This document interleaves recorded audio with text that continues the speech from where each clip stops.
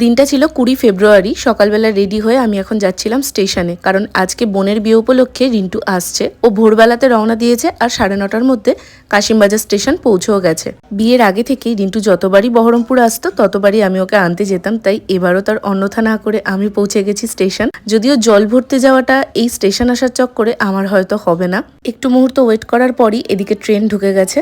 এরপর দুজন মিলে টোটো করে চলে এসেছি বাড়ি, আর রেডি হয়ে চলে গেছিলাম সোজা গঙ্গার ধার, কারণ জল ভরতে যাওয়া ততক্ষণে হয়ে গেছে আর সবাই তখন ব্যাক করছিল। তবে কিছু মুহূর্ত কিন্তু তোমাদের সঙ্গে শেয়ার করতে পেরেছি আর আমি নিজেও এনজয় করতে পেরেছি। এরপর আমরা সবাই মিলে একসঙ্গে একদম গোল করে বসে পড়েছিলাম ব্রেকফাস্ট করতে। ব্রেকফাস্টে ছিল লুচি, তার সঙ্গে ছোলার ডাল আর বোঁদে। খাওয়া দাওয়া কমপ্লিট করে আমরা এসেছিলাম বাড়ি, কারণ ফ্রেশ হয়ে রেডি হয়ে তারপরে যাব।